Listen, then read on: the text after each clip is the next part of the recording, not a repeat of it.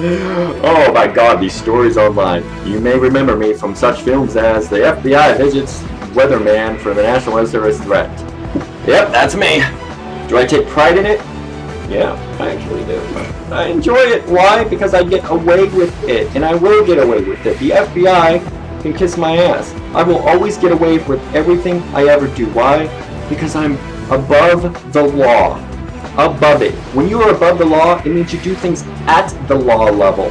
When you're below the law, it means you're scared to do something. You're scared to do that extra inch.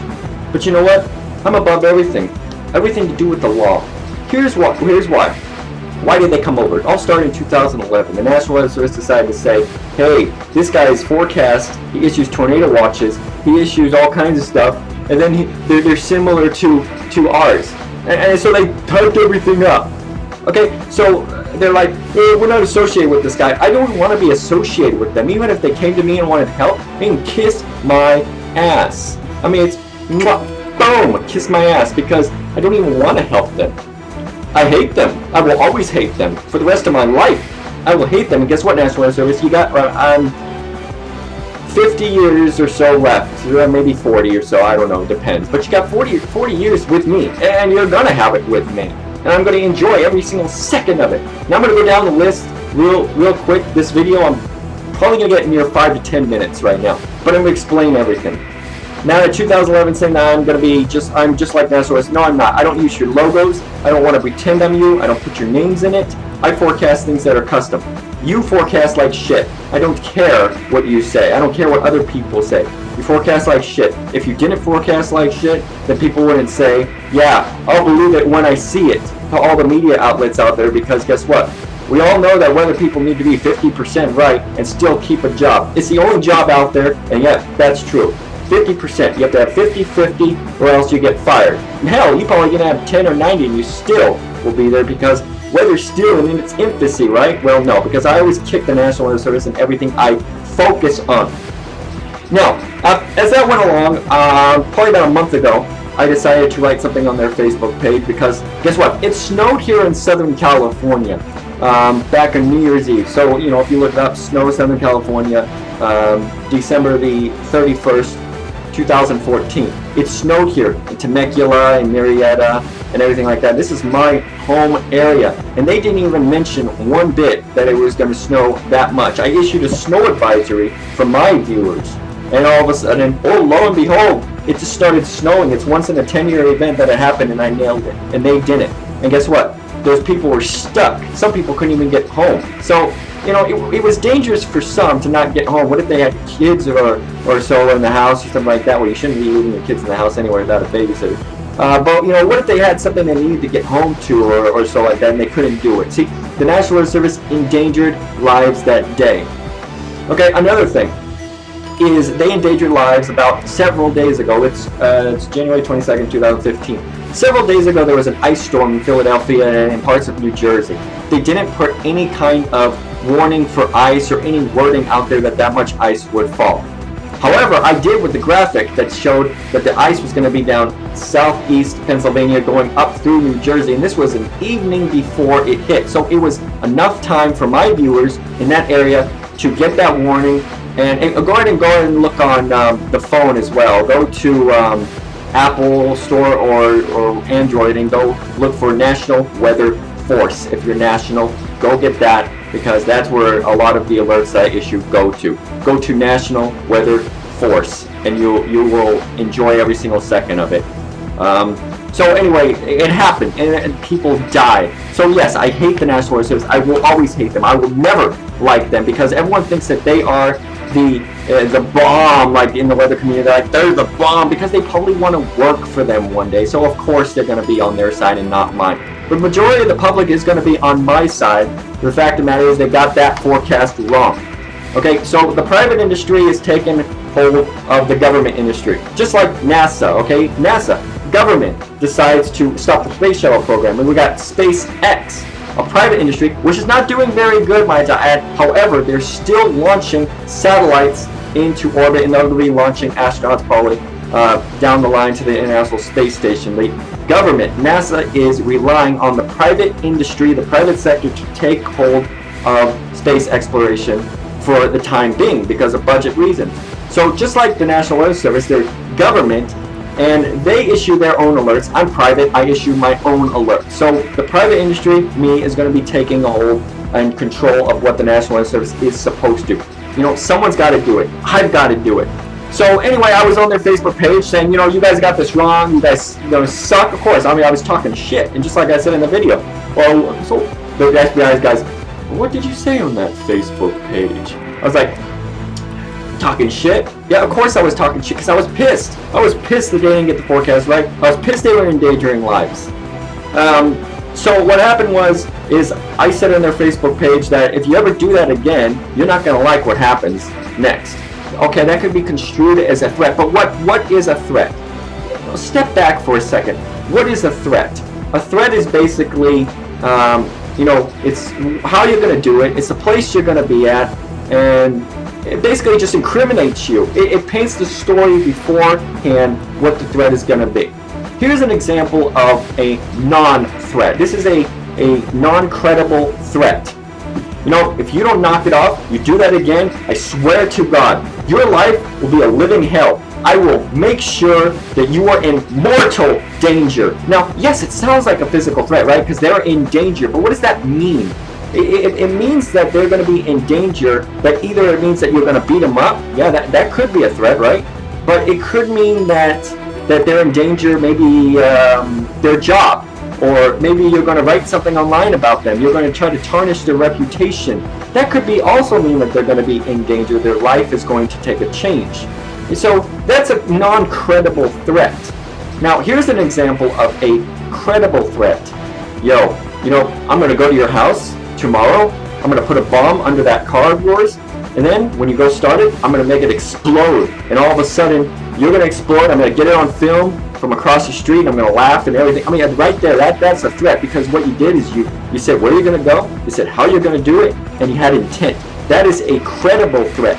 But in no way, shape, or form did I credibly threaten the National Weather Service. And that's why the FBI has nothing on me, and they never will. Because I always go along that line of legality. When I threaten something or an entity or something, when I get pissed off at them, I use it in a non-credible way.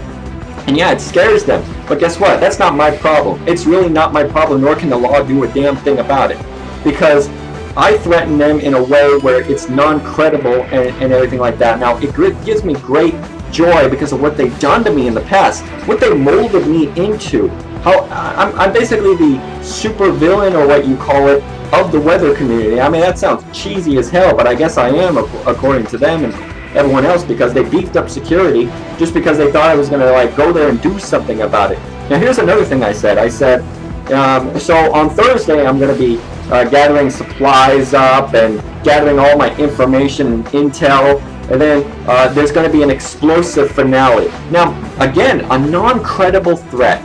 Supplies and information, explosive finale. Now, it may sound like that I'm gathering supplies to make a bomb and then go over there and then blow them up. However, that only means that it's a credible threat if you think that way. But if it's a non-credible threat, which in reality it is, so in a jury would basically see that as, you know, he probably didn't even mean that, because it just says that supplies and stuff like that, and explosive finale. Because it doesn't say to make a bomb. It doesn't say to blow you guys up. That is a credible threat. But no, I didn't say that. I said explosive finale, which could be a verb for unbelievable, stupendous even, explosive finale. Something that makes me get great joy and pleasure in what I'm doing to them is going to hurt them. So, you know, yeah, I gathered all my supplies and everything like that, which is like screenshots and everything like that. I sent all my stuff over to a higher up that's going to be looking into this case of why I think they're buying Facebook likes for their page. Go ahead and go to Google and search Facebook likes government, or government buys Facebook likes. It's happened in the past. It has happened. So guess what? There's no mean that it may not happen again. It may happen again. They very well could be doing it. I have proof that they're doing it. And so I sent that out there. So yeah, the FBI did come to the house because of those reasons. But again, it's non-credible. Here's another non-credible threat. When they left, and I was just like, oh my God, and reading that they were beefing up security, I was laughing. I was just like, oh my God, this is excellent. I mean, they're scared, and I love it because of what they did to me in 2011. This is payback. You guys are going to regret what you guys did, and guess what? They're regretting it because now they come to work scared. They're scared of what I'm going to do next, what my next step is, and I love it. Every single minute of it. Every day I think of it like, oh, they're going into the office right now and they're scared.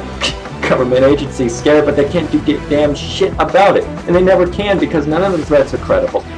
And when I was on their page, I made in Photoshop, I made a Google Earth image of their office.